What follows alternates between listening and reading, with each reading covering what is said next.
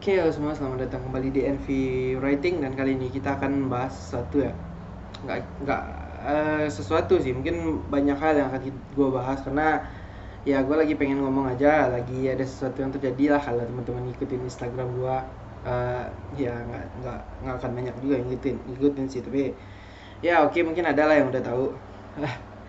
Sebuah postingan yang gue beri judul Writers Catastrophe. Gue nggak tahu bacanya katastrofi atau emang kayak gitu ya.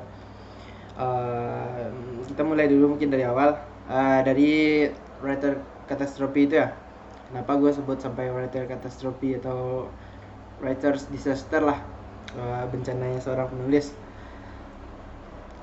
Mungkin ya gue udah pernah jelaskan di video-video gue sebelumnya bahwa ya penulis itu menghadapi berbagai masalah, terutama dengan penerbit atau dengan ya penjualan, yang seperti gue udah pernah bahas sebelumnya. Tapi menurut gue sih itu adalah masalah-masalah yang mungkin terkategori disaster, terkategori bencana, namun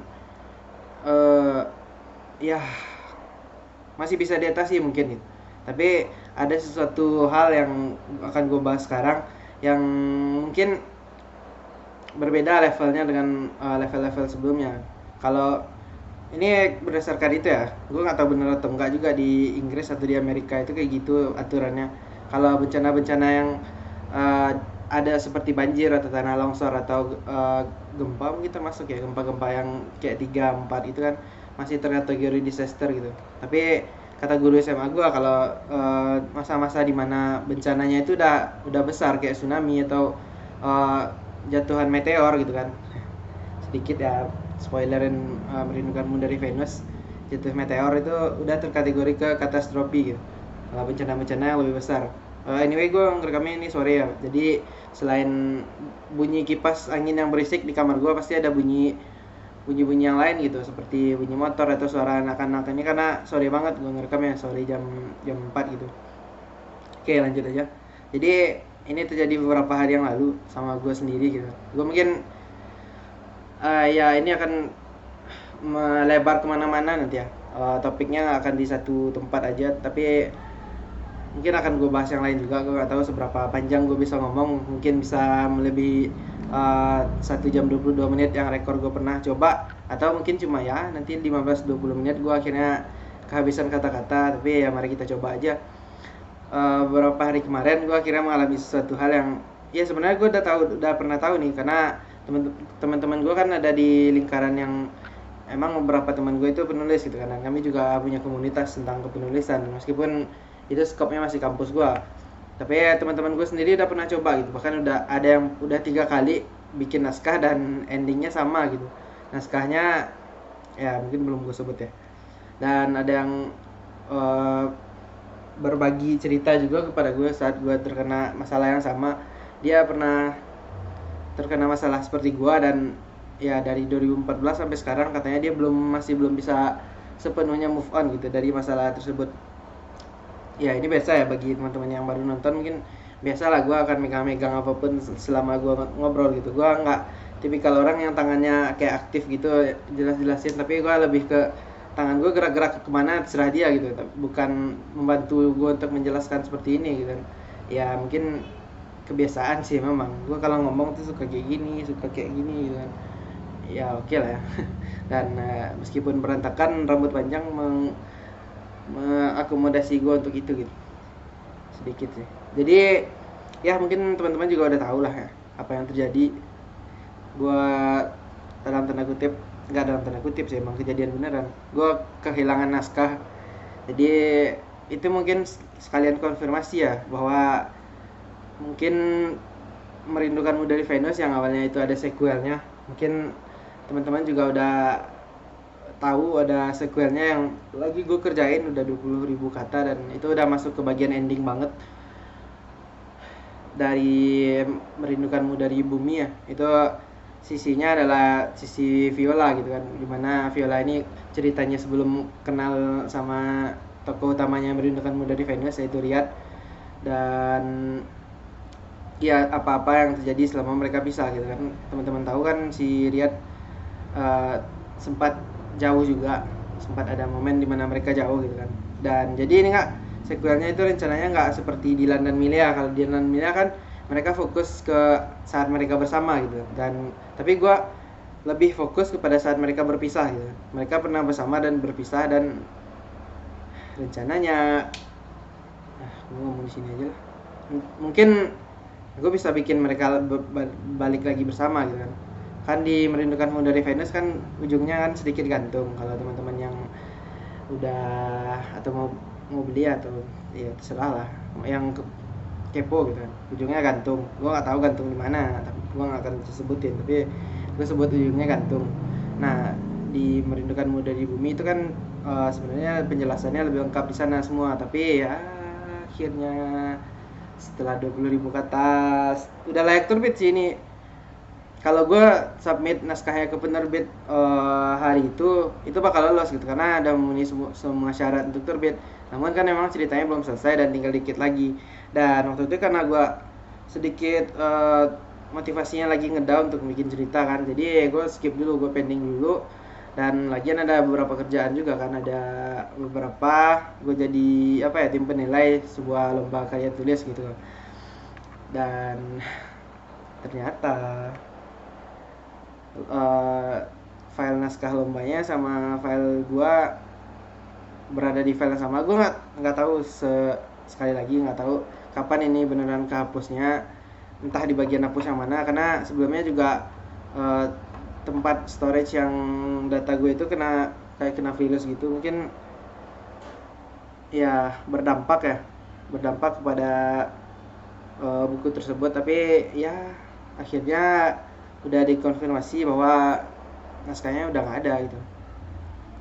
Naskahnya udah hilang, dan juga udah coba backup pun ternyata nggak bisa. Nah, kalau teman-teman tanya apa yang gua rasain, sebenarnya karena ada 2 tuh yang hilang, yang penting yang hilang ya. Yang lainnya mungkin ya bisalah, nggak penting-penting amat. Ada 2 tuh.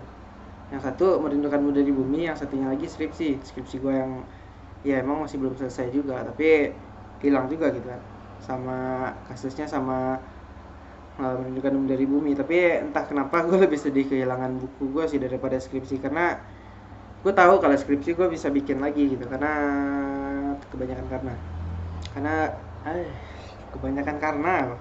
masih bilang karena ya emang gue yang bikin gitu. Tapi kan itu banyak dari pendapat orang, banyak dari kutipan-kutipan dari orang lain gitu kan kalau skripsi mah. Dan mungkin itu bisa gue bikin lagi gitu. Tapi yang untuk Merindukanmu dari Bumi itu kan murni pemikiran gue, murni apa yang gue udah kerjakan selama 3 tahun ya. Karena memang Merindukanmu dari Venus sama Merindukanmu dari Bumi itu mulainya agak barengan, nggak barengan persis. Gue bikin Merindukanmu dari Venus dulu sekitar 4-5 ribu kata gitu kan. Terus gue kepikiran kayaknya versi ceweknya enak juga nih dari Merindukanmu dari Bumi gitu.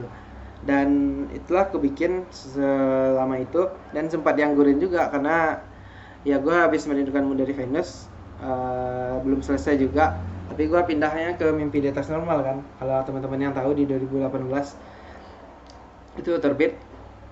Dan sebenarnya buku yang 2 ini, yang sequel ini, harusnya itu mulainya duluan daripada Mimpi di Atas Normal.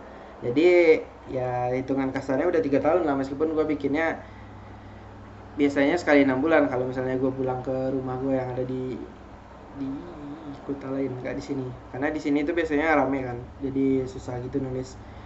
Oke, jadi perjuangan 3 tahunnya ya berakhir di kehilangan.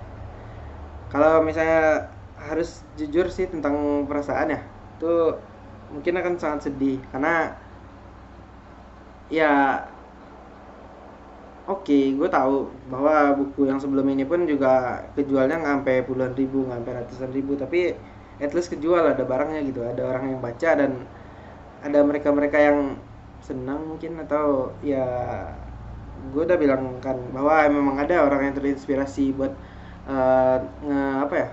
ngejadiin karya gue itu patokan dari dia yang mau bikin buku juga ada sebenarnya. Namun ketika mengetahui kenyataan bahwa emang ini harus berakhir di tempat yang nggak jadi apa-apa, itu lumayan menyedihkan sih.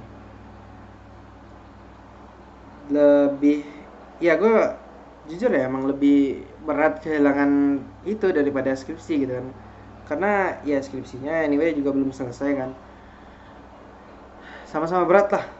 Maksudnya bukan berarti ketika gue bilang kehilangan naskah itu berat sekali dan kehilangan skripsi nyatanya nggak berat. Berat juga karena ya itu perjuangan pak, niat bikinnya aja udah susah kan, apalagi sekarang hilang dan harus bikin baru. Tapi ya ketika gue pikir-pikir lagi lah, apa-apa aja yang udah terjadi kan, gue ada apa ya, kayak dalam hidup gue tuh udah sering gak sih kayak gini gitu, merasakan kesedihan yang kayak gini tuh udah sering gitu. Jadi ya mungkin karena udah sering jadi udah biasa. Gue bukannya maksudnya meremehkan keadaan juga, tapi emang ya ada yang lebih berat dari ini yang udah pernah terjadi gitu. Jadi mungkin gue lebih lebih apa ya, lebih cepat recovery-nya lah kan. eh, gue istilahin itu recovery hati ya, dimana hati lo punya jeda waktu untuk menerima keadaan, dibanding dengan ekspektasi lo gitu kan. Kita kan pasti dalam hidup itu berekspektasi yang dimana hidup kita akan baik-baik aja, semua akan berjalan lancar dan semua keinginan kita bisa terwujud gitu. Tapi kan kenyataannya bahwa ada aja hal-hal seperti ini akan terjadi gitu. Ada mimpi yang harus patah mungkin, atau ada kenyataan yang harus membanting ekspektasi kita ke dasar gitu kan ya. Dan gue selalu bilang bahwa ya kekecewaan atau kesedihan yang kita alami saat ini mungkin bukan karena kenyataannya yang menyakitkan gitu. Kenyataannya emang menyakitkan, tapi misalnya ekspektasi kita nggak terlalu tinggi, kita mungkin nggak akan sesakit itu gitu. Dan mungkin itu yang sedang gue alami sekarang gitu. Kalian tahu lah, emang gue harus jujur-jujuran soal writing kemarin itu karena ekspektasi gue sekarang udah nggak setinggi itu ya. Gue nggak berpikir bukunya akan bestseller, terbit di Gramedia, Republika segala macam, nggak peduli gue sekarang. Gue hanya berpikir bahwa ya bagaimana caranya dengan buku yang gue terbitin itu bisa menghibur orang meskipun itu jumlahnya dikit ya. Gue nggak berpikir sih untuk menerbitkan buku yang biasa, maksudnya emang listing di Gramedia atau emang tersedia di toko-toko buku besar di Indonesia gitu kan. Karena mungkin ya emang gue belum sampai situ, gimana ya. Cuman tetap lah, meskipun lu dokter, meskipun lu paham bener tentang cara ngobatin luka, pas lu terluka sendiri pasti sakit. Ya sama aja sama gue gitu. Meskipun gue udah bilang bahwa gue udah nggak terlalu berharap dengan apapun, sekarang gue memilih untuk menjalani hidup ya udah berusaha aja. Kalau ada hasilnya alhamdulillah, kalau misalnya enggak juga nggak apa-apa gitu. Meskipun menurut gue ya ini hal yang mungkin tidak boleh dilakukan dalam hidup lo atau dalam hidup teman-teman gitu, karena ya mungkin ada yang bilang berharap atau bermimpi itu perlu ya, karena nggak ada orang yang bisa sukses kalau dia nggak punya mimpi. Tapi emang kenyataannya sekarang kayak gini gitu. Gue lagi nggak pengen berharap apa-apa aja mungkin untuk beberapa waktu ya, karena ya alasan pribadi sih. Jadinya meskipun sakit ya, balik lagi lo merasakan sesuatu yang akhirnya dirasain sama orang-orang dari teman-teman gue, dan ada sampai bilang yang belum bisa move on kan, itu lumayan ngena gitu. Apalagi novelnya sekarang udah di tahap hampir ending kan, bisa cuman berapa ya, lumayan lah, cuman bisa diselesaikan dalam beberapa waktu lagi gitu kan. Dan untuk ngulang dari awal kayaknya sih untuk saat ini susah ya, karena gue udah bilang juga bahwa menulis cerita dengan ide yang sama itu bagi gue itu sangat membosankan. Itulah sebabnya kan biasanya penulis tuh dia tulis di itu dulu kan, di coret-coret dulu baru disalin ke itu, ke apa namanya, ke Microsoft Word atau kemana gitu kan, atau teman-teman yang nyatat deh yang sekolah, misalnya kalian nyatat di buram dulu baru salin ke catatan bagus-bagus kan. Nah gue nggak pernah biasa melakukan hal tersebut gitu. Gue berpikir bahwa melakukan dua hal yang hampir sama itu sangat-sangat tidak, ya nggak penting gitu, membosankan, dan gue nggak tahu purpose yang akan gue lakukan. Dan sebenarnya ada sih sempat kepikiran kemarin ya, pikiran jahat mungkin ya, untuk ya udah berhenti aja sih dari dunia kepenulisan, mungkin untuk sementara atau beberapa waktu ya, tapi untuk selamanya kayaknya enggak sih. Cuman setelah gue pikir-pikir lagi gitu, ya gue balik ke tujuan awal gue aja. Maksudnya ya dengan kehilangan naskah ini gue jadi bisa mengingat-ingat lagi apa sih yang membuat gue dulu jadi masuk ke dunia kepenulisan. Gue emang karena suka, bukan karena karya gue pengen diuangkan istilahnya atau diterbitkan ya, tapi emang karena gue suka aja. Gue bisa, sekali lagi harus gue bilang, gue bisa menjadi diri gue sendiri dengan menulis gitu, hal-hal yang sebenarnya nggak pernah bisa gue ceritain di dunia nyata, seperti ya seperti sekarang lah, seperti gue ngomong ke kalian ini. Kalau misalnya ada teman gue di sini ya 1, 2, 3, atau ada keluarga gue akan bisa bilang kayak gini, karena ya saya itu selektif orangnya. Saya nggak pengen ketika gue ngomong sesuatu itu ditanggapi jelek sama orang. Ya gue nggak pengen seperti itu. Jadi daripada ntar lebih sakit, jadi mending nggak usah ngomong. Itulah kenapa saya sangat selektif untuk cerita ke orang. Saya nggak cerita ke sembarangan orang, Pak. Tapi kan kalau ini kan gue istilahnya cerita ke kamera, kalian yang nonton mungkin juga nggak kenal, dan ya juga gue nggak perlu bantuan kalian juga gitu. Gue udah bisa handle masalahnya sendiri, dan itu emang udah sering gue lakukan. Dan ya balik lagi, gue akhirnya mikir lagi kan gimana gue nggak lanjut di writing, atau misalnya gue berhenti gitu kan. Ya gue awal dari gue nulis adalah karena gue suka, karena ini emang apa ya, nggak itu juga sih, apa namanya sih, apa ya, gue istilahnya apa ya, ya ini akan gue lakukan gitu. Seperti yang gue post di Instagram waktu itu, gue merasakan hal yang kayak gini pun gue masih nulis kan. Gue nggak cerita-cerita, atau gue nggak marah-marah di Instastory atau dimanapun, gue masih nulis dan gue post gitu kan, post tulisan gue. Ya bukan bermaksud untuk curhat sebenarnya, cuman ya memberikan warning aja kepada teman-teman yang penulis yang mungkin udah punya naskah belasan ribu atau puluhan ribu kata gitu kan, untuk senantiasa hati-hati lah. Dan gue kemarin bilangin juga kan sama orang komputer yang gue minta tolong buat backup, katanya emang kedepannya mesti hati-hati, mesti di backup ke Gmail atau ke G Drive gitu kan. Dan ya gue beneran ngambil pelajaran dari situ sih. Tapi emang kalau misalnya bahas sedihnya, sedih banget, sedih pak. Kayak udah sedikit lagi gitu, udah mau selesai, udah mau ending, cuman hilang gitu saja.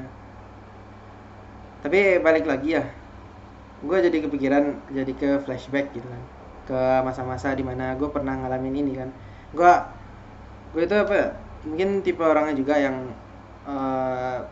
gue sering belajar gimana cara gue menghadapi masalah di sebelumnya, dan gue bawain ke masa sekarang gitu. Mungkin teman-teman juga gitu sih, gimana dulu permasalahan yang kita hadapi, gimana cara kita menghadapinya, dan ketika itu sukses kita akan coba bawa ke masa kita hidup sekarang gitu. Dan gue pribadi ya bawa ke masa SMA lah, dimana gue juga pernah mengalami kesedihan seperti ini, dimana akademik gue hancur-hancuran banget. Emang hancur-hancuran ya, karena ya bukan, nggak tahu sih, gue kayaknya bukan gue yang goblok, tapi emang teman gue yang jago. Nggak tahu sih, gue goblok juga sih emang. Tapi gue coba balik flashback memori ke sana, dan gue berpikir dulu aja gue pernah menghadapi masalah ini dengan dengan cara yang lebih baik gitu. Gimana mungkin sekarang gue malah kayak bocah, malah malah jadinya jatuh benar-benar terpuruk gitu kan, ya susah. Dan gue berpikir bahwa eh, apa sih hak gue untuk mengeluh tentang kehidupan gue gitu. Emang kehidupan gue seberat apa gitu. Nggak yang paling berat kan di muka bumi ini, nggak, gue yakin nggak, bukan kehidupan gue yang paling berat. Meskipun ya ada lah beberapa masalah kan yang gue hadapi, cuman ya banyak juga teman-teman yang kehidupannya lebih berat dari gue. Karena gini, pas SMA itu kan gue itu sering di disuguhi atau diputarkan gitu video-video tentang korban-korban perang di Palestina atau kondisi-kondisi umat Islam pada saat terjadi peperangan. Karena emang gue sekolahnya basicnya Islam ya, jadi emang sering diberikan video-video seperti itu, dan itu membuat gue berpikir pada saat itu ya, gue jadi nggak pantas lah untuk mengeluh kepada Tuhan tentang gimana sih kok hidup gue kayak gini, nggak jelas banget. Ya mereka aja buat makan aja susah pak, dan kalau mereka nggak ngeluh terhadap hidup mereka yang seperti itu, ya kita yang cuma dapat masalah dikit ini untuk apa mengeluh? Seberapa pantas gitu, apa hak kita untuk mengeluh? Bilang-bilang Tuhan nggak adil kan, mereka lebih pantas gitu. Tapi kalau mereka aja nggak ngelakuin itu, gimana caranya gua atau kita bisa ngelakuin hal tersebut gitu? Setidak adil apa Tuhan menurut anda gitu kan? Sedangkan orang-orang yang makan aja benar-benar susah, yang apa ya, dia pun nggak yakin 5 detik lagi dia bisa selamat gitu, karena tiba-tiba bisa aja tiba-tiba ada rudal, ada bom, ada granat yang langsung ke tempat mereka, dan mereka semua ya mati lah. Dan itu aja mereka nggak ngeluh gitu. Gue ditekankan bahwa ya masih ada kebahagiaan meskipun dalam suasana seperti itu. Dan ya kalau lo misalnya itu kan paling apa ya, stimulan aja. Kita lihatlah di mana teman-teman yang mungkin kurang beruntung nasibnya, yang harus menjadi pengemis mungkin, atau ya yang harus putus sekolah misalnya, mereka masih bisa kok tersenyum gitu, mereka masih bisa bahagia kok. Terus kenapa kita yang diberikan kehidupan yang lebih baik ini malah terkadang tidak bersyukur dengan hidup yang kita miliki sih. Itu yang pas SMA gue kepikirannya kayak gitu, kenapa gue akhirnya bisa bertahan. Sebenarnya adalah waktu di SMA itu ada pilihan mungkin buat bisa akademis gue menjadi lebih baik dengan pindah jurusan atau gimana, tapi gue berpikir bahwa ada sesuatu yang gue dapatkan di situ dan gue mesti mempertahankan itu gitu. Karena ketika itu hilang, dan itu berhubungan dengan dengan akhirat sih, ketika itu hilang gue merasa bahwa gue akan menjadi orang yang dunia oriented banget sebenarnya. Dan ya sekarang gue bersyukur mengorbankan istilahnya 3 tahun gue dengan nilai yang benar-benar cakadul, benar-benar tidak layak untuk dilihat, tapi gue mendapatkan sesuatu gitu, mendapatkan sesuatu yang mungkin nggak semua orang bisa dapetin. Yakin gue nggak semua orang bisa mendapatkan sesuatu yang gue dapatkan di sana, karena emang eksklusif gitu. Nggak banyak orang yang, dan mungkin nggak banyak juga orang yang mau mendapatkan itu gitu, karena pengorbanannya besar, tapi keuntungannya menurut gue juga lumayan lah.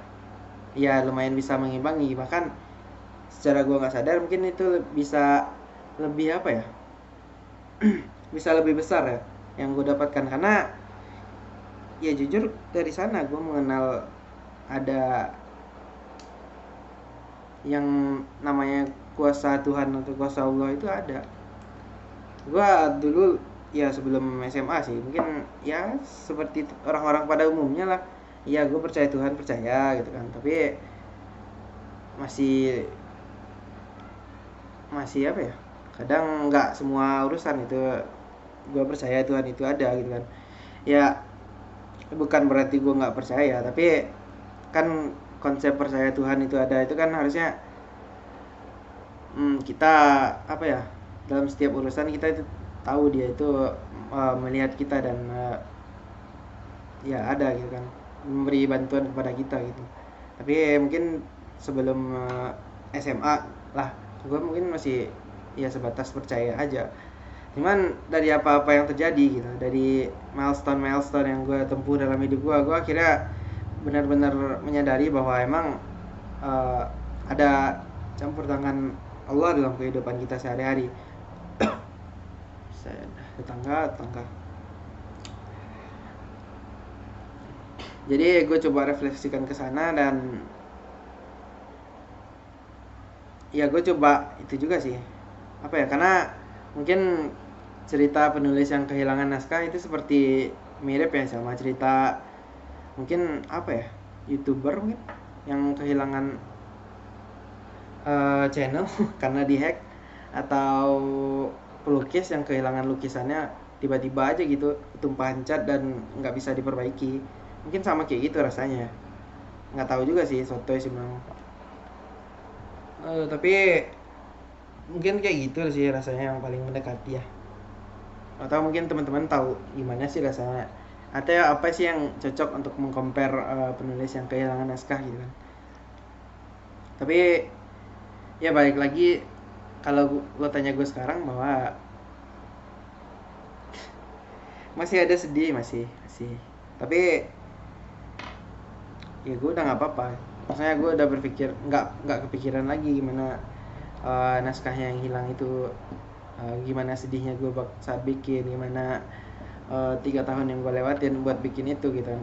Gue mulai untuk nggak berpikir soal itu. Bahkan gue tadi udah sempat kepikiran gimana caranya untuk remake naskah yang 20.000 itu dengan cara yang lain. Tadi gue udah sempat kepikiran, tapi mungkin belum gue eksekusi sekarang karena iya belum siap juga sayangnya Pak. Kalau misalnya gue udah siap mungkin akan gue eksekusi, tapi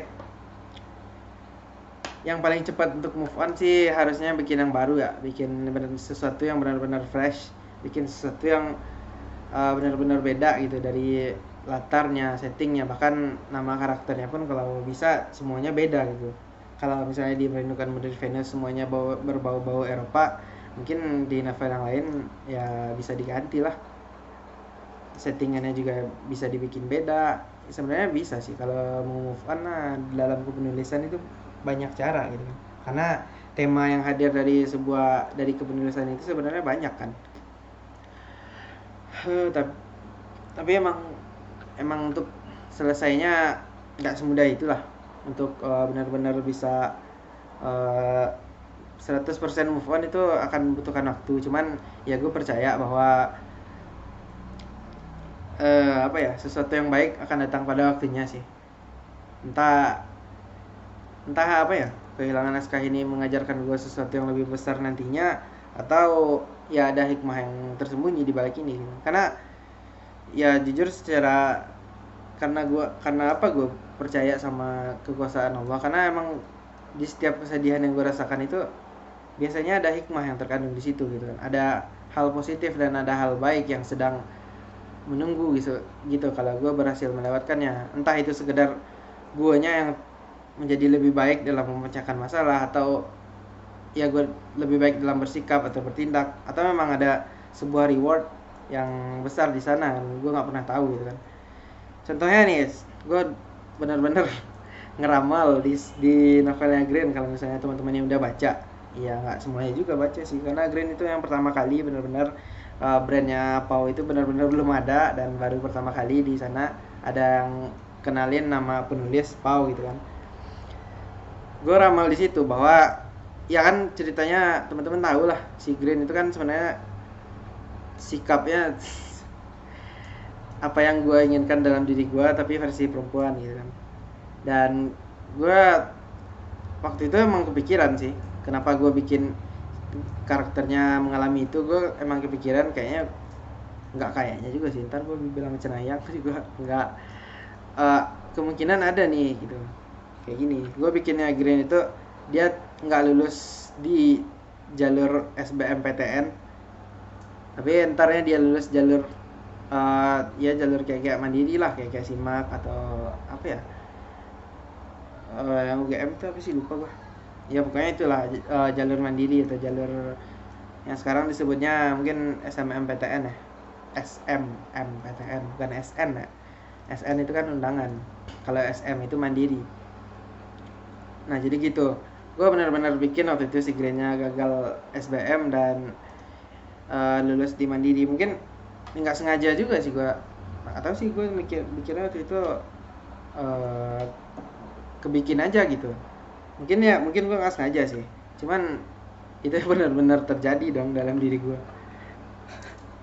benar-benar gagal di SBM. Dan itu gagal SBM sih hal yang tidak ingin gue coba untuk kedua kalinya, karena ngerasain sekalinya sakit sakit banget.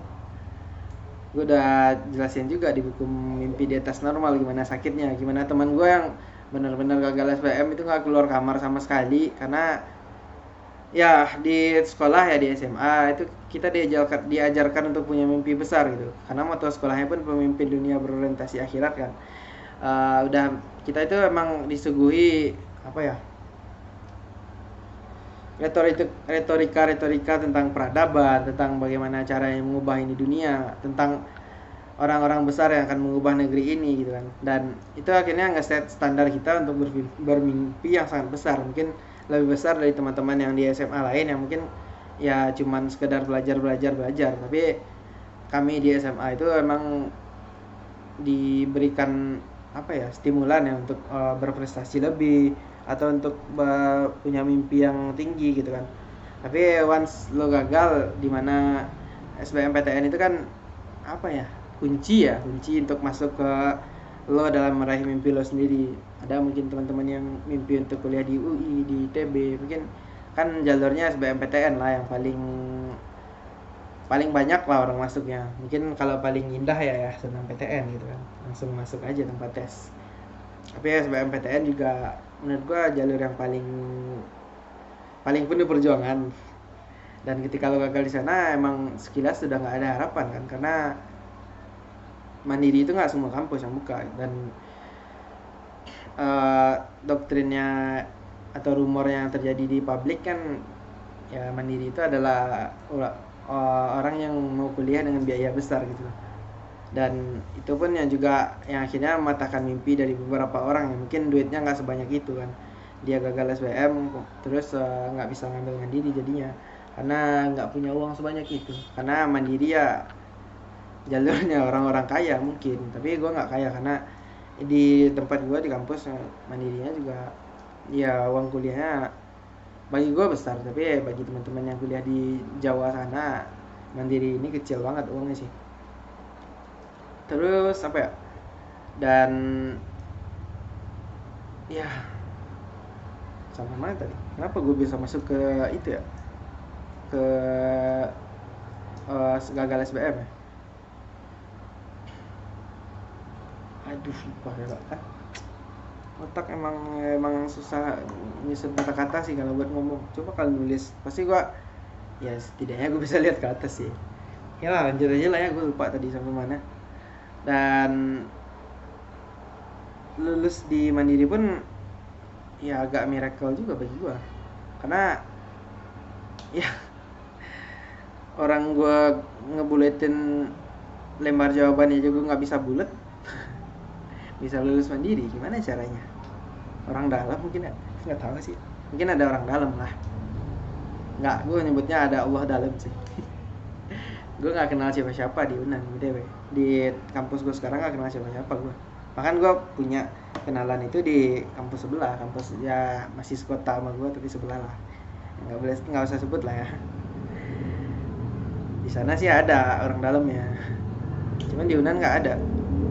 Dan tahu nggak apa yang ketika itu mungkin itu juga yang membantu gue ya. Ketika SBM nggak tembus, ya mungkin emang nggak nyampe aja nilainya.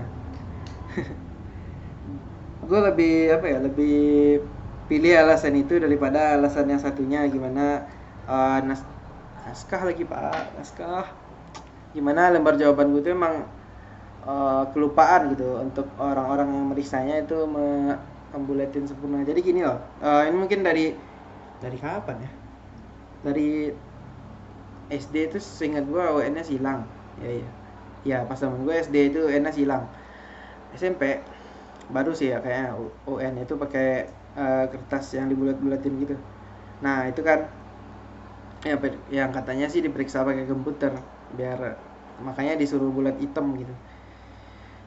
Di situ tuh gua selalu dibantuin sih sama orang gitu kan. Biasanya sih sama pengawas, atau iya sama pengawas sih, nggak pernah sama orang lain. Sama pengawasnya gue bilang gitu bahwa emang gue nggak bisa ngebuletin jawaban, ya biasanya mereka bantu gitu loh. Mereka bantu untuk eh, bikin bulatnya sempurna lah. Jadi gue cuma nitik-nitikin doang tuh, dan terus mereka yang bantu gitu. Pas SBM nggak ada tuh kan kayak gitu kan, karena SBM kan pengawasnya itu harus harus apa ya, harus lihai untuk eh, me- memperhatikan sekitar kan, karena nggak boleh ada yang kecurangan di SBMPTN kan, nggak sama kayak UN yang banyak kecurangannya. Tapi pas mandiri itu nggak tahu sih orangnya tahu dari mana ya. Tapi gue udah lapor ya, mungkin gue udah lapor sih ya, gue lupa juga sih keadaannya waktu itu. Mandiri kan, jadi gue sampai di ruangan, masuk. Terus nggak berapa lama setelah ujiannya dimulai, gue dipanggil tuh, disuruh ikut sama orangnya ke ruangan ruangan berbeda gitu, ruangan terpisah dengan ada pengawas-pengawas lain. Dan tahu nggak apa sih namanya, apa yang mereka lakukan?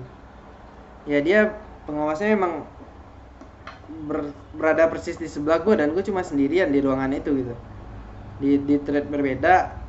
Dan ya dia membantunya benar-benar sepenuh hati ngisiin lembar jawaban gue yang ngebulet-buletin gitu kan. Dan ya gue selalu berdoa lah untuk kebaikan, meskipun gue nggak ingat namanya bapak pengawasnya, tapi ya semoga kebaikan selalu menyertai beliau. Mungkin karena itu juga sih, karena emang totalitas dari dianya, ya gue bisa akhirnya lulus dan kuliah meskipun kuliahnya berantakan. Tapi itu adalah sebagian kecil lah dari miracle yang pernah terjadi dalam hidup gue, meskipun kecil memang nggak kerasa. Gue bukan orang yang pernah menguncangkan dunia dengan penemuan hebat, atau pernah apa ya, ya dalam bidang gue sendiri gue nggak pernah menguncangkan Indonesia dengan buku-buku bestseller, mungkin enggak gitu. Tapi untuk hal kecil yang gue bisa syukuri itu miracle sekali pak. Karena berapa banyak orang-orang yang besar di luar sana, namun ya mereka nggak sadar diri mereka itu sebenarnya udah sangat sangat besar. Dan uh, mereka nggak sadar untuk mensyukuri hidup mereka yang teramat luar biasa indah gitu kan. Bahkan banyak orang yang memimpikan hidup mereka. Oh iya, dulu gue pernah nulis sih uh, beberapa quotes di nggak di diary, nggak tahu juga gue di mana gue nulis, pokoknya waktu SMA gitu. Gue nulis gini, di saat kita itu bermimpi, kita ingin menjadi hidup seperti orang lain, bayanginlah berapa banyak orang yang juga bermimpi untuk punya hidup seperti kita gitu. Dalam artian gini, gue ya mungkin realistisnya lah, gue pengen hidup seperti orang normal. Gue pengen seperti laki-laki pada umumnya, bisa bawa motor, bisa fleksibel kemana-mana sebagai seorang cowok kan, itu kan cool banget. Atau bisa jadi ntar jadi anak basket, atau jadi ya idola lah. Kalau misalnya jadi ganteng gue nggak mau sih karena gue nggak bilang gue jelek pak. Jadi itu ya, mungkin itu harapan gue. Tapi kembali lagi, ketika gue berpikir seperti itu, bayangkan berapa banyak orang-orang di luar sana yang mungkin bermimpi punya hidup seperti gue gitu, punya cukup dana untuk makan, punya, ya kalau makan tinggal pesan GoFood dateng gitu kan, nggak nggak perlu harus mengais-ngais tempat sampah atau menunggu makanan-makanan sisa orang-orang di restoran gitu kan. Mungkin mereka juga pengen hidup seperti gue, tapi nggak kesampaian gitu. So ya untuk apa kita mengeluh, nikmatin aja. Toh emang Tuhan udah bilang kan, rezeki udah ada yang atur, udah diatur semuanya gitu. Dan rezeki nggak akan ketukar gitu. Maksudnya yang rezeki kita juga nggak akan ketukar sama orang. Bahkan gue pernah baca di apa gitu, gue udah pernah dengerin ceramah gitu kan, katanya ya ini hadis nggak sih kayak ya, seorang itu nggak akan meninggal sebelum semua rezekinya itu dikasih gitu. Gue lupa sih kayaknya hadis. Jadi kita nggak akan kekurangan kok. Saya Allah itu udah mengatur apa ya, skenario untuk hidup kita gitu. Kita tuh cuma tinggal jalan. Kan gue udah pernah bilang sebelumnya tentang apa itu namanya? Tentang ya perjalanan hidup ya. Kita hanya driver yang diarahkan oleh Google Maps sebenarnya gitu kan. Kita mau kemana itu sebenarnya tujuannya udah ada, cuman ya kita aja yang kadang nggak sabaran untuk mencapai tujuan tersebut gitu kan. Sebenarnya kita cuma ya udah bawa aja motornya, ntar tujuannya sampai sendiri kok. Jadi itu ya sedikit cerita gue, tapi ya intinya gue pengen berpesan lah kepada teman-teman yang penulis atau yang punya apapun lah, punya seperti yang gue bilang tadi kan, mungkin yang punya channel YouTube, tapi channel YouTube nggak tahu juga gimana. Ya gue tahu sih channel YouTube kayaknya di backup dengan cara bikin 2 channel dalam 1 email, jadi event itu kena hack pun masih bisa orang YouTube masih ngenalin gitu, karena gue ada nonton channel yang kena hack juga dan balik. Atau teman-teman yang misalnya pelukis gitu kan, yang ya kalau pelukis sih gue nggak tahu benar-benar gimana caranya nge-backup karyanya kalau misalnya ketumpahan cat dan nggak bisa diperbaiki sih. Ya gue bukan bidangnya, bukan pelukis juga sebenarnya pak, tapi ya itu mungkin bisa jadi pelajaran sih buat teman-teman sekalian teman-teman semua ya yang sedang terjun di dunia perkaryaan ya, untuk selalu siap sedia dan ya benar-benar teliti gitu, karena human error itu bisa terjadi kapanpun kan. Tapi kalau kita udah siap kan, jadi nggak separah sekarang. Karena yang sekarang ini ya gue benar-benar nggak siap gitu. Gue tuh pernah ngirim ke email, pernah nge-backup ke email sejujurnya, tapi karena gue merasa udah aman, karena laptopnya waktu itu diinstal ulang gue backup ke email. Terus karena gue merasa udah aman nih, orang juga di sini nggak ada yang mungkin minjam laptop gue kan, gue merasa udah aman. Nah backupannya itu gue hapus dong. Ternyata gue sendiri yang yang malah menghilangkannya gitu kan. Tapi ya sudahlah, apa ya, kembali lagi menurut gue kita akan sampai di titik dimana kita akan harus menerima keadaan yang ada gitu kan. Ya sedih kalau misalnya kita dapat masalah terus kita sedih, itu normal sih menurut gua. Nggak boleh disalahkan juga. Masalah lu cuma kecil doang, sedih gitu, banci lo gitu. Karena semua orang men-treat sebuah keadaan itu berbeda-beda gitu. Dan gue selalu bilang pun bahwa masalah yang sama itu kalau dialami dengan orang yang beda, itu penyelesaiannya harus beda. Nggak bisa, mungkin bisa referensinya sama ya, tapi dalam hal penyelesaiannya mungkin akan ada perbedaan gitu, karena semua orang nggak sama dalam menghadapi masalah. Seperti gue udah pernah bilang juga, kita mungkin sama-sama lagi dinner tapi pesanan kita beda dan cara kita makannya pun beda. Misalnya gue pesan sate dan teman-teman itu pesan nasi padang, kan beda. Satenya harus ditusuk, nasi padangnya harus pakai tangan. Ini sebenarnya kiri sih. Gue harus pakai ini ya, harus pakai tangan, dan itu beda dong. Nah sama aja, mungkin masalahnya sama, masalah gue sama masalah orang-orang yang introvert mungkin sama. Kami itu nggak terlalu tinggi lah intensitas pertemuan dengan orang-orang asing, itu nggak tinggi gitu. Tapi kan semua orang juga berbeda dalam mengatasinya, kadarnya juga beda gitu. Jadi nggak adil sih menurut gua ketika lo punya masalah dan orang lain juga punya masalah, terus lo memberikan sudut pandang sebagai diri lo untuk memecahkan masalah orang lain dan bilang bahwa ya gue udah pernah di sini dan gue pecahin. Oke, itu akan menjadi sebuah saran yang bagus, tapi dengan memaksakan orang lain harus mengikuti gaya lo untuk memecahkan masalah yang itu berhasil di diri lo sendiri, itu belum tentu berhasil untuk mereka gitu kan. Jadi yang terbaik dalam, ya ini sedikit mungkin cerita gimana caranya menjadi teman curhat. Yang terbaik adalah ya coba untuk menjadi diri mereka di permasalahan tersebut gitu. Sama seperti lo membaca sebuah karya tulisan, lo harus coba masuk ke ceritanya gitu untuk mengerti semua sudut pandang yang ada di situ. Karena ketika teman-teman membaca sebuah tulisan dan teman-teman hanya menjadi diri teman-teman, yang paling terlihat cuma kekurangan. Seperti ada ya tulisan-tulisan kan dari teman-teman kita yang mungkin dia masih coba-coba atau masih pemula dalam menulis, yang kayak Lembang kemarin. Ketika gua berada tetap di dalam sudut pandang gua untuk melihat cerita mereka, yang terlihat hanya kekurangan. Kenapa sih kosakatanya nggak menarik? Kenapa dia nggak bisa membawakan alur ceritanya dengan baik? Dan ya penerbit mungkin juga melakukan hal yang sama, penerbit mayor pak. Makanya karya-karya penulis pemula itu nggak masuk ke sana kan. Itu menurut gue pribadi sih, no hard feelingnya untuk penerbit mayor. Mungkin juga mereka kayak gitu karena memang mereka profesional dan ada standar yang sudah ditentukan. Tapi ya menurut gue sebaik-baiknya cara untuk menyelesaikan masalah seseorang, kalau misalnya lu mau bantu ya masuklah ke dalam dunianya dan coba mengerti posisinya dia saat itu gitu. Karena setiap posisi itu juga menentukan bagaimana cara menyelesaikan masalah.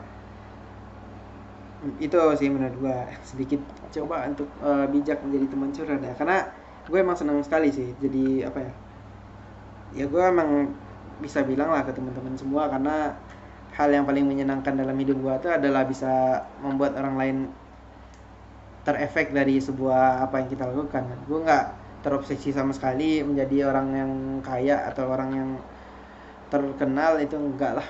Karena ya balik lagi, gue introvert. Untuk apa?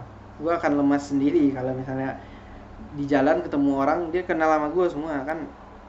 Ya mungkin 1-2 gue akan bangga gitu, ternyata gue terkenal. Tapi ya udah sehari 2 hari, udah seminggu 2 minggu, gue akan kesel juga pak. Karena dan satu hal lagi, emang ingatan gue untuk orang-orang itu nggak baik gitu. Gue bisa aja lupa sama orang-orang yang gue temuin kemarin karena nggak karena apa-apa sih. Kalau yang ini nggak karena apa-apa, nggak tahu juga gue karena apa. Tapi ya seperti itu sih. Jadi mungkin baliknya ke video titik terendah ya, karena di titik terendah itu bisa jatuh. Terus di breaking kemarin ya, video breaking yang sayangnya kena copyright itu karena gue nyanyi udah suara yang nggak bagus, kena copyright lagi. Aduh kacau. Dan itu kan sebenarnya sambungannya gitu, titik terendah terus ke breaking, tapi jatuh lagi ke sini. Aduh sampai puncaknya kapan ya? Tapi ya udah, kita berusaha aja. Nggak sampai puncak pun, kalau misalnya udah ada hal baik pun ya pasti bakal datang lah. Hal baik itu pasti akan datang pada waktunya. Gue sangat-sangat percaya itu gitu. Makanya gue terkesan nggak apa ya nggak terlalu banyak minta lah. Gue hanya percaya dan hanya terus-terusan berharap hal baik itu akan datang pada waktunya. Bahas apa lagi ya? Bahas introvert mungkin ya, karena tadi gue ngomong introvert berkali-kali, dan mungkin gue udah pernah bilang sih di video-video lain soal introvert, seberapa introvertnya gue gitu. Tapi mungkin gue akan ulang lagi bagi teman-teman yang nggak percaya atau orang-orang di luar sana yang bilang introvert gue itu basi, ya gue tipikal orang yang ke warung aja buat tanyain sesuatu gue nggak berani sendiri pak. Gue harus minta tolong sama teman gue untuk nanya, bu ini ada nggak bisa gue tanya sendiri. Nggak tahu kenapa ya, karena mungkin ada pengalaman di masa lalu gue yang menuntun ke sana, tapi nggak ingat juga sih gue kenapa jadinya kayak gini sekarang. Makanya kalau keluar pergi beli-beli makan, gue biasanya minta tolong ke orang gitu. Gue nggak pede buat tanya langsung sendiri, kecuali yang emang di warung ya emang gue udah kenal susunan atau di itulah di apa namanya, di minimarket yang memang, atau di swalayan yang tempat ya kita melayani diri kita sendiri. Gue prefer gue nyari-nyari daripada gue ditanyain sama uh, petugasnya gitu, Mas mau cari apa, mending gue akan pilih tempat di mana gue bisa bebas mencari sendiri gitu kan. Dan ketika gue tanya ke petugasnya pun gue udah ngeliat misalnya nggak nyampe atau emang ketutupan gitu, bang tolong ambilin itu dong, nah itu bisa kan. Tapi kalau misalnya gue nanya, bang ini ada nggak tahu sih, gue takut takut aja iya takut sih, takut dia jawabnya nggak ada, entah kenapa ya. Mungkin gue terlalu takut untuk salah kali ya. Dan ya level introvertnya setinggi itu, disuruh lah saya memulai komunikasi dengan orang yang moodnya tidak jelas, mana saya bisa apa-apa. Oke, nggak itu ya adalah. Dan ya tahu sendirilah teman-teman, di mana beberapa bulan ini adalah makanan enak untuk orang-orang introvert ya, dimana nggak ada pertemuan, nggak ada kumpul-kumpul kan. Apalagi gue sendiri di sini, ya jiwa introvert saya dapat makanan enak setiap hari pak, bertumbuh berkali-kali lipat. Bahkan ya jujur ya, gue ketemu sama orang yang nggak gue kenal sekarang, gue risih pak. Nggak gue kenal, nggak deket sama gue sekarang, gue cukup risih. Cukup nggak enakan untuk waktu yang lama gitu, karena udah biasa sendiri dalam hampir 4 bulan ya sendiri di sini, di di tempat ini. Ya, ngomong di tempat ini lagi dia, jadi nyanyi kan suara nggak bagus, ntar kena copyright lagi. Ya jadi itu sih tahap introvertnya gue setinggi itu ya, jadi memang wajar sih. Nggak tahu apa lagi yang mau gue bahas lah, mungkin kayaknya harus berakhir di sini. Gue nggak tahu itu berapa lama ya, kayaknya sih nggak ngelewatin ya video yang sebelumnya. Tapi emang karena gue cuma pengen ngomong tentang ini aja, tentang what happened with me kan, dan bagaimana sekarang. Nah ini terakhir sih, jadi apa sih kesimpulannya, mungkin tadi udah gue bahas juga ya, tapi gue simpulin lagi deh. Apa kesimpulannya gue dan dunia writing gue, apakah gue benar-benar mau cabut? Jawabannya adalah ya kalian udah tahu lah, dengan penjelasan gue tadi harusnya kalian udah tahu. Enggak, for temporary mungkin gue nggak akan nulis novel dalam waktu dekat sekarang ya, karena ya lagi males aja, lagi nggak ada itu. Sebenarnya gue mau cerita sih tentang ini, tentang semua ini, tapi kayaknya enggak sih, mesti ada hal yang sekarang gue lagi kerjain gitu. Mungkin gue akan nulis untuk terbit di 2021 nanti, tapi untuk 2020 ini kayak udah menunjukkan gue dari Venus, kayaknya udah cukup lah. Gue targetnya kan emang satu buku dalam setahun gitu kan. Mungkin suatu saat gue akan coba di mayor lagi, karena sebenarnya gini ya mungkin ini ya gue bahas kalian lah. Gue itu adalah orang yang misalnya penerbit indie dan penerbit mayor itu punya layanan yang sama, gue akan pilih indie. Definitely gue akan pilih indie, meskipun bayarnya mungkin mahal, tapi pelayanan yang didapat sama nih, penjualannya sama, uh, market market share-nya sama gitu kan, dan ya keuntungannya pasti juga lebih besar. Meskipun modalnya taruhlah modalnya belasan juta, gue akan coba cari cara untuk itu gitu kan, dengan asumsi ya bukunya bisa terjual banyak gitu. Buku indie juga punya apa ya, punya jangkauan pemasaran yang seluruh Indonesia juga kan. Sekarang untuk penerbit mayor itu kan ada Gramedia Store gitu, yang setahu gue itu sih yang paling banyak di Indonesia. Dan penerbit indie kan belum ada, kan masih ya penulisnya yang jual sendiri nih, penulis yang introvert akan jual sendiri bukunya ya kan. Coba suara yang aneh. Gue tuh sebenarnya suka niruin suara-suara dubbingnya Minang Kocak sih sebenarnya, cuman ya mau gimana lagi kan, coba aja meskipun nggak mirip kan ya, sama-sama momon kan, tapi ya udah coba aja gitu. No problem, it's okay aja. Tapi yang ke topik yang tadi ya, karena hal yang paling gue suka dari Mayor itu adalah revisinya sih. Revisi per babnya kan mungkin teman-teman tahu lah. Mayor itu setelah seleksinya sebenarnya bagus. Maksudnya bagus untuk menjaga kualitas kan. Kan kalau Mayor itu harus menjaga kualitas bukunya sendiri juga kan. Nggak mungkin penerbit Mayor itu nerima buku sembarangan kan, karena citra mereka dan brand mereka itu dipertaruhkan di dalam setiap buku yang mereka jual. Makanya seleksi di tempat mereka ketat, dan gue bisa mengerti itu meskipun kadang alasannya klise sekali, tidak masuk akal alasannya.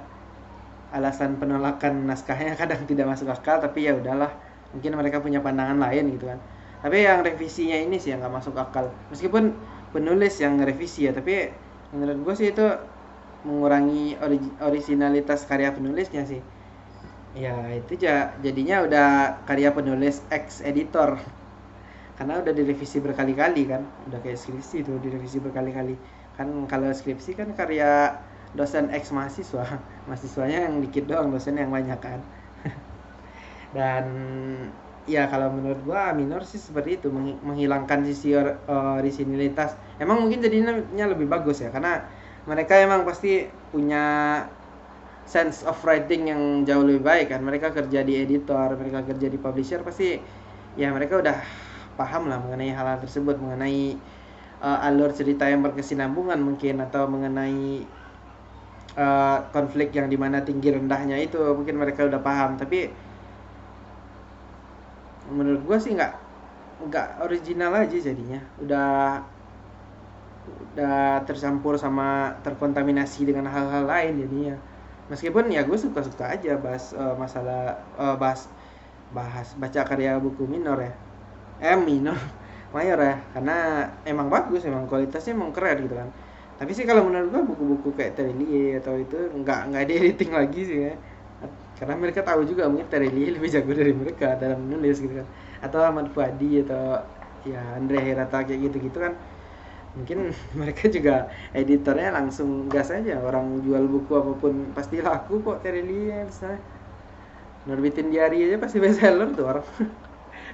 Iya maaf ya Mas Tere, bukannya berarti saya mengetahui Anda, tapi ya gitu sih apa yang terjadi ya, dan gimana keadaannya saat ini. Gue mau cerita aja, mau berbagi pesan lah. Sekali lagi gue nggak pengen ya minta bantuan secara online, enggak lah, apaan sih, orang gue bisa tangan ini sendiri kok, insya Allah bersama Tuhan pastinya. Karena ya gue nggak bisa tangani apa-apa sendiri kalau nggak dibantu sama gue ya. Siapa saya bisa menangani ini sendiri, karena tapi untuk menyelesaikan masalah dengan diri saya sendiri itu saya sering melakukan, dan itu sering kali berhasil. Saya hanya perlu melakukan hal yang sama lagi dan semoga itu berhasil lagi gitu. Ya udah sesimpel itu aja.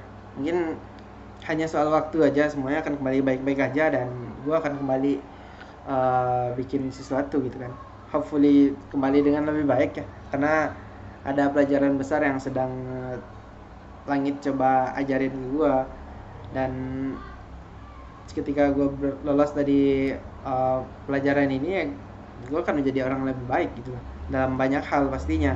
Bukannya cuma dalam apa sih namanya, cuma dalam I wanna be cuma dalam membackup karya ini aja, tapi juga dalam banyak hal gitu, dalam gimana caranya gue nyelesain masalah. Gue merasakan sebuah masalah itu benar-benar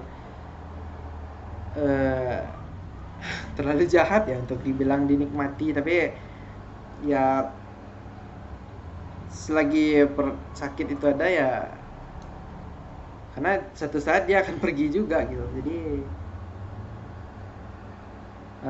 baik-baikin aja saat dia lagi ada di sini gitu kan. Sakitnya lagi ada di sini, ya udah baik-baikin aja. Ntar kalau dia udah pergi kan, yang akan datang adalah kesenangan gitu, kebahagiaan. Jadi ketika kesedihan itu masih di sini ya gue nggak bilang harus berteman baik, tapi ya perlakukan semestinya lah. Kita nggak boleh ntar ketika sedih itu jadi marah-marah, lempar-lempar benda, atau malah jadi nyimeng atau minuman keras, kan itu nggak bagus sih. Tapi cobalah rasakan kesedihan itu gitu kan, dan pelajari setiap apa yang terkandung di dalamnya, karena mungkin ini bisa diperdebatkan ya. Menurut gue kesedihan itu adalah perasaan yang paling berasa gitu. Kalau bahagia itu mungkin bisa lewat dengan sendirinya tanpa kita itu ngerasa, karena kita lagi bahagia, kita lagi apa ya, lagi pengen itu terus ada gitu, tanpa kita sadari itu juga berjalan dan akhirnya berakhir gitu kan. Tapi kalau sedih, kita emang setiap detik itu kayak mikirin gitu, ya gue lagi sedih misalnya, itu mempengaruhi kita, dan secara tidak langsung itu yang paling efek dalam hati kita gitu, kesedihan. Dan tapi nggak selamanya kesedihan itu berefek buruk kok. Kesedihan itu kadang membuat kita jadi apa ya, jadi belajar banyak hal, jadi berpikir lebih baik, dan kalau kita mengonversinya dengan baik, itu bisa jadi semangat baru nanti. Semangat baru jangan dah, itu slogannya orang, bisa jadi cakra yang baru ya untuk kita berproses lagi untuk kehidupan di masa yang akan datang. Karena ya gue percaya sih, dalam fase kehidupan, dalam setiap tahap yang kita lalui dalam metamorfosis kehidupan kita akan disuguhi masalah yang semakin berat dan semakin berat gitu. Nggak mungkin masalah kita yang di 10 tahun itu lebih besar dari masalah yang di 25 tahun, atau lebih besar dari yang 40 tahun. Mungkin ya puncaknya di 40-50 gitu lah sih, ketika kita emang lagi matang-matangnya gitu. Mungkin saat kita udah lanjut usia, mungkin masalahnya kembali akan jadi sederhana, tapi ya suka atau nggak suka, masalahnya bakal datang gitu, dan mereka juga akan pergi gitu. Setakut itu kita tentang masalah yang akan datang, itu harusnya sebanding dengan perasaan bahagia bahwa masalahnya juga akan pergi. Dia datang dengan membawa rasa, dia juga pergi dengan membawa rasa yang udah dia tanam, dan meninggalkan rasa yang baru gitu. Ya udah nggak banyak sih yang kepikiran di otak gue, jadi mungkin ini aja ya yang untuk kali ini. Emang nggak banyak sih, emang dikit doang, tapi ya semoga bisa berbagi. Gue juga senang sih berbagi dengan teman-teman. Mungkin ada hikmahnya, kalau enggak ya hikmahnya satu doang, kayak biasa ngabisin kuota kalian. Semoga masih mau nonton yang video selanjutnya, karena ya banyak aja kan orang-orang yang habis nonton satu video kemudian mereka trauma dan nggak mau nonton lagi. Semoga teman-teman nggak menjadi orang yang seperti itu setelah nonton video ini. Oke, terima kasih teman-teman udah nonton videonya. Jujur gue jadi lebih bahagia sih, lebih ada yang lepas gitu setelah gue omongin kan, karena di real life gue nggak mungkin ngomongin sama siapa-siapa, karena gue tahu apa yang terjadi. Gue harus benar-benar merahasiakan apa yang terjadi dalam hidup gue ke orang lain, karena menurut gue nggak baik untuk diceritakan. Tapi di sini sih gue bisa sabi nyeritain ke orang-orang, karena mungkin lo nggak kenal gue, nggak perlu tahu gue di mana tinggalnya misalnya, dan nggak perlu ngebantuin juga, tapi cukup mendengar aja dan mengambil apa yang bisa diambil gitu kan. Kalau enggak ya udah. Mungkin sekian aja video kali ini. Selamat